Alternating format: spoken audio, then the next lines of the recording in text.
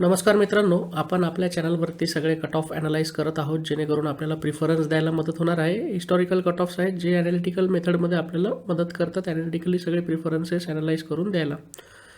आपण या अगोदर महानगरपालिका, नगरपालिका आणि विविध सगळ्या जेवढ्या आस्थापना आहेत त्यांचे कट ऑफ आपल्या चॅनलवरती ॲनालाइज केलेले आहेत, ते तुम्ही जाऊन बघू शकता.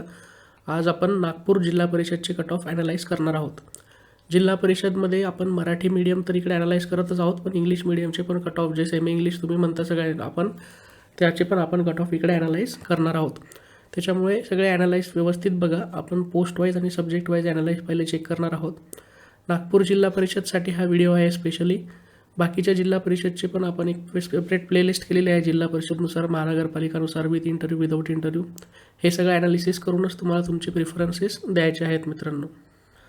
तर नागपूर जिल्हा परिषदमध्ये आपल्याला 501 जागांसाठी इथे ॲडव्हर्टाईज बघायला मिळाली होती आणि 345 फक्त कॅन्डिडेट्स एलिजिबल झालेत रिकमेंडेशनसाठी आउट ऑफ 501.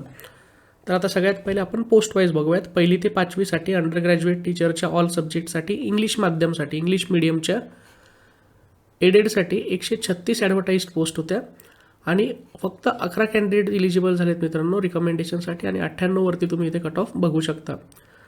परत हिंदी मीडियमचा पण आता इथे मेन्शन आलेला आहे. जिल्हा परिषद हिंदी मीडियमच्या पण जागेंबद्दल कमेंट सेक्शनमध्ये बरेच जणांनी इन्क्वायरी केली.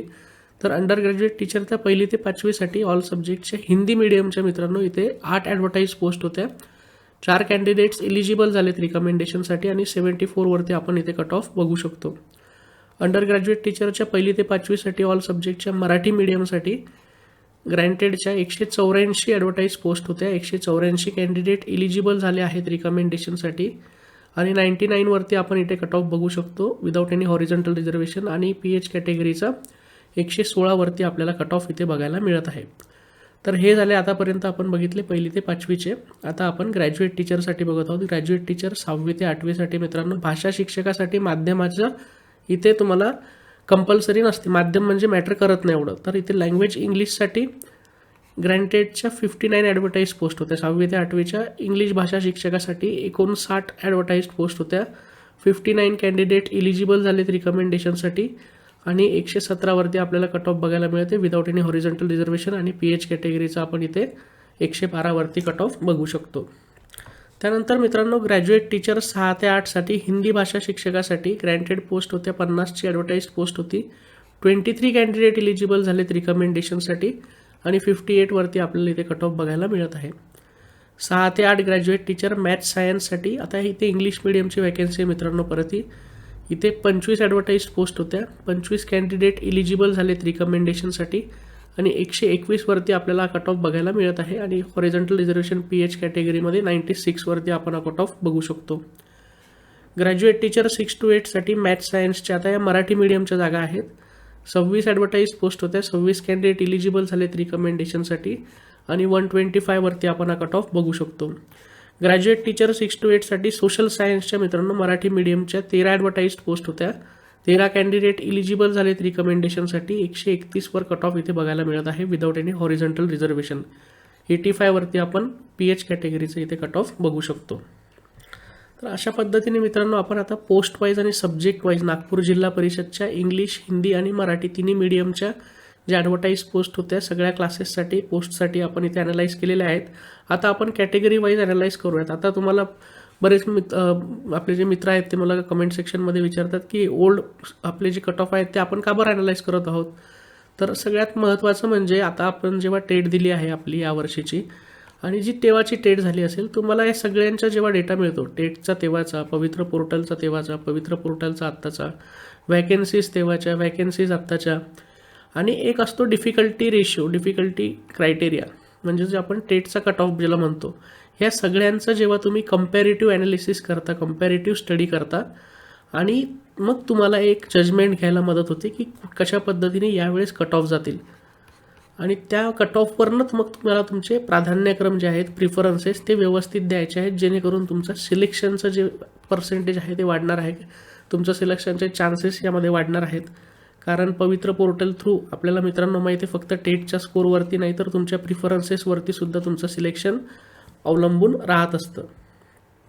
व्हिडिओ आवडला असल्यास लाईक नक्की करत चला आणि आता आपण category wise cut off check करणार आहोत. कॅटेगरी वाईज काय कट ऑफ आलेत तर मित्रांनो, आपण आता कॅटेगरी वाईज बघणार आहोत. नागपूर प्रायमरीसाठी इथे मराठी मीडियमच्या वॅकन्सीज आहेत. आपण इंग्लिश आणि हिंदी मीडियमच्या याच PDF-मध्ये ॲनालाइज केलेल्या आहेत सगळ्या वॅकन्सीज. तर जनरल कॅटेगरीसाठी मित्रांनो, तुम्ही इथं फर्स्ट कॅटेगरीपासून पॉज करून घ्या व्हिडिओ आणि तुम्ही चेक करू शकता तुम्ही कुठल्या हॉरिझॉन्टल रिझर्वेशनमध्ये बसता आहात आणि त्याचे ॲडव्हर्टाईज पोस्ट तुम्हाला या कॉलममध्ये बघायला मिळतील. नंबर ऑफ इलिजिबल कॅन्डिडेट्स आणि टेट कट ऑफ मार्क्स इकडे या कॉलममध्ये अवेलेबल आहेत.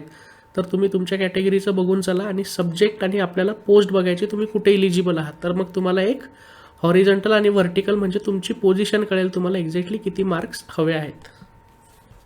त्यानंतर मित्रांनो, इथे शेड्यूल कास्ट कॅटेगरीचं मेन्शन केलेलं आहे. इथे कट ऑफ दिलेले आहेत with horizontal reservation for without any horizontal reservation for woman आणि PH ऑर्थोचे.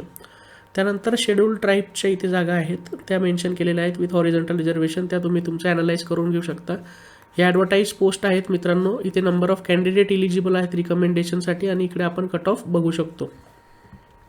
आता इथे NTD कॅटेगरीचं मेन्शन केलेलं आहे. NTDचं 21 तुम्ही बघू शकता तर 34 पर्यंत सगळ्या हॉरिझॉन्टल रिझर्वेशनच्या आपल्याला इथे ॲडव्हर्टाईज बघायला मिळतात. तर अशा पद्धतीने इथे ॲडव्हर्टाईज पोस्ट आहेत. नंबर ऑफ कॅन्डिडेट इलिजिबल झालेत रिकमेंडेशनसाठी आणि कट ऑफ आपल्याला इथे NTD कॅटेगरीचा बघायला मिळत आहे. NTDच्या हॉरिझॉन्टल रिझर्वेशनच्या PH IDच्या इथे मेन्शन आहेत. त्यानंतर 36 तर 43 पर्यंत तुम्ही इथे EWSचे सगळे हॉरिझॉन्टल रिझर्वेशन ॲनालाइज करू शकतात. तर अशा पद्धतीने 501 जागांसाठी ही जाहिरात होती नागपूर जिल्हा परिषदची, ज्यामध्ये इंग्लिश, हिंदी आणि मराठी मीडियम तिन्हीच्या वॅकन्सीज होत्या. 345 वरती कट ऑफ आपण 345 विद्यार्थी रिकमेंड झालेत, इलिजिबल झालेत रिकमेंडेशनसाठी आणि अशा पद्धतीने आपण सगळे कट ऑफ ॲनालाइज केलेले आहेत. कॅटेगरी वाईज पण आपण बघितलेत, सब्जेक्ट वाईज आणि पोस्ट वाईज. अशा पद्धतीने तुम्ही स्वतःचे आत्ताचे जे टेटचे मार्क्स आहेत, तुमची कॅटेगरी कुठली आहे, तुम्ही कुठल्या सब्जेक्ट आणि पोस्टसाठी इलिजिबल आहात, सो हॉरिझॉन्टल आणि क्रॉस व्हेरिफिकेशन करून तुम्ही तुमची पोझिशन या कट ऑफ लिस्टनुसार काढू शकता की आपण इथे बसतो आहोत का.